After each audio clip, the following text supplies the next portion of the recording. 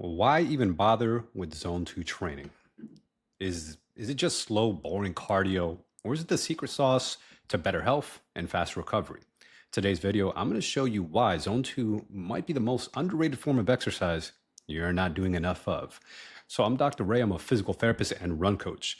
Over the past 10 years, I've helped hundreds of runners rehab injuries and hit PRs. Before this, I also worked in cardiac rehab where we used zone 2 training to literally rebuild people's hearts after heart attacks. So trust me, this isn't just for elite runners. It can change your life. So stick around because I'm going to walk you through the four major benefits of zone 2 training, share some stories, and how you can start today, even if you're a total beginner. And if you're serious about staying pain-free while running, check out my free training video, link in the description. So what is zone 2? Zone 2 is a level of aerobic training intensity, usually around 60 to 70% of your heart rate max.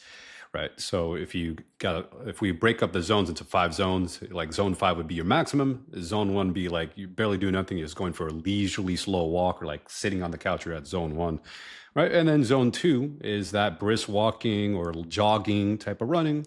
You can be able to hold a conversation, you can talk to your friend, but you're still doing some work. If you're fit, you can do this for hours, right? Many times really fit athletes could do this for a marathon distance, right? They do it for hours on end. But for beginners, it might just be a walk for like 20 or 30 minutes. Or it might be a run walk or a slow bike ride. Typically, it's low stress, but it could be very powerful and many health benefits. So benefit number 1, better heart health. Zone 2 strengthens your heart and lungs, improves the circulation, right? So it helps your arteries stay flexible, right? It actually improves how your arteries and veins work in your body and your capillaries when you're doing zone 2 cardio. Again, it could just be as easy as a brisk walk for 10, 15 minutes or run walk, lowers your blood pressure, improves your cholesterol, reduces inflammation, and even your insulin sensitivity gets better. The way your body uses insulin to, and when you take in sugar and processed food in your body, your insulin sensitivity actually improves. So you're more sensitive to insulin. You're not insulin resistant, which actually helps to decrease your risk of diabetes. So when I worked in cardiac rehab, we'd get people walking or doing stationary bike at zone 2. Some could barely move at first, but over time, as their energy improved, they stuck with it. We weren't even doing very intense workouts, right? They were not like huffing and puffing doing sprints. They were just doing, again, gentle walking and then going to brisk walking or cycling, and their heart got stronger. We were monitoring the heart rates, right? They're about 60% of the heart rate max.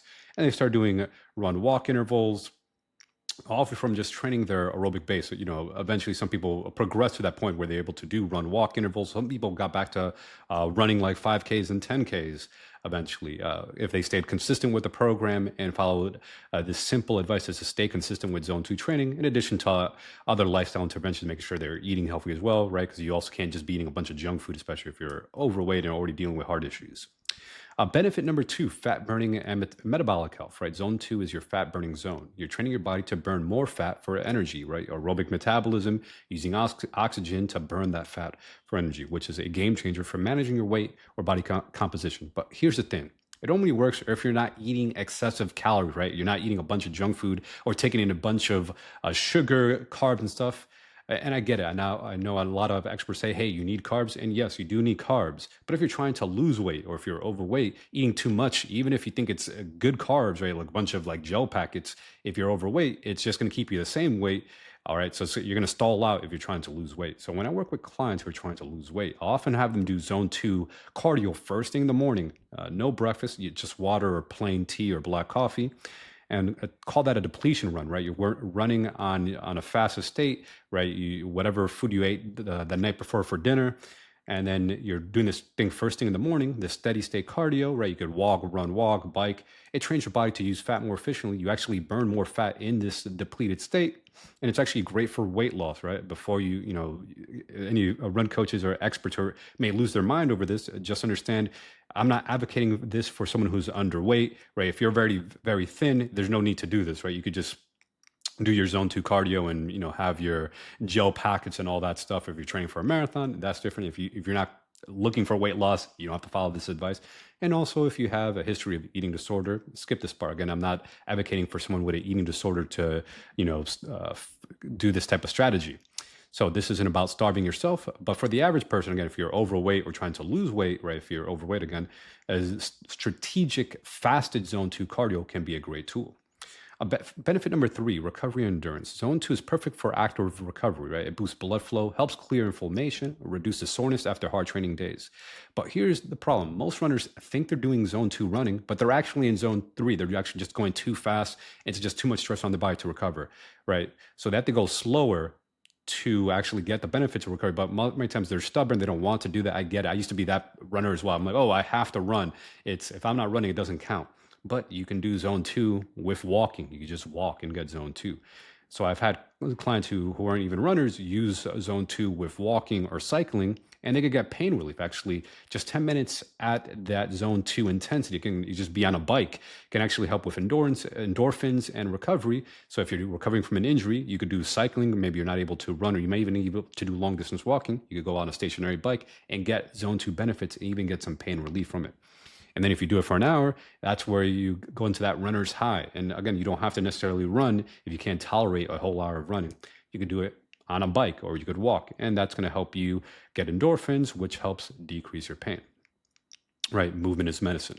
Benefit number 4, injury prevention and muscle function. Zone 2 stimulates your mitochondria. Again, the powerhouse of the cell. More mitochondria in your cells, the little cellular framework of your body, your red blood cells and things. More energy, more stamina. So you'll have more gas in the tank, whether it's for a longer lifting session, back-to-back run and strength workouts. Maybe you're a triathlete, you bike, swim, and run, or just keeping up with your kids. Plus, zone 2 has less impact stress than sprinting or high intensity workouts. So it's generally safer, right? So it's going to help you decrease your risk of injury.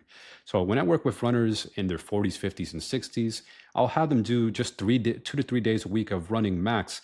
Again, if they have recovery levels that are like beyond that, they could do more running, fine. But I find most of the average person who's older, they're fine with just doing 3 days a week of running and then doing walking or stationary bike or outdoor cycling as their zone 2 on other days. It helps build their fitness without risking the high impact stress of running.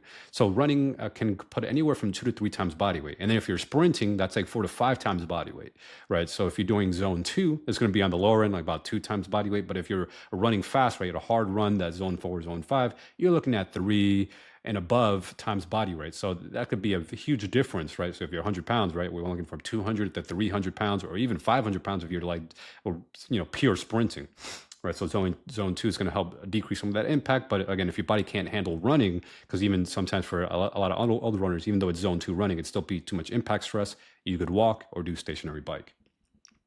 So what are some additional bonus benefits? Zone 2 also supports mental health, right? It can help decrease anxiety, depression, lower your risk of diabetes, and even multiple forms of cancer. Actually decrease your risk of developing various types of cancers here.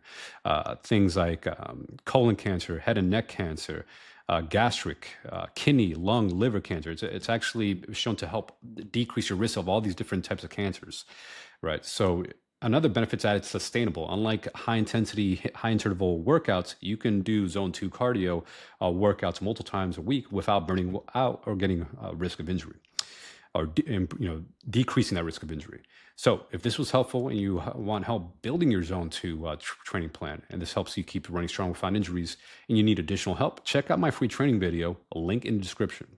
Inside I walk you through on how to train smarter, not harder, and how to actually hit your goals without breaking down.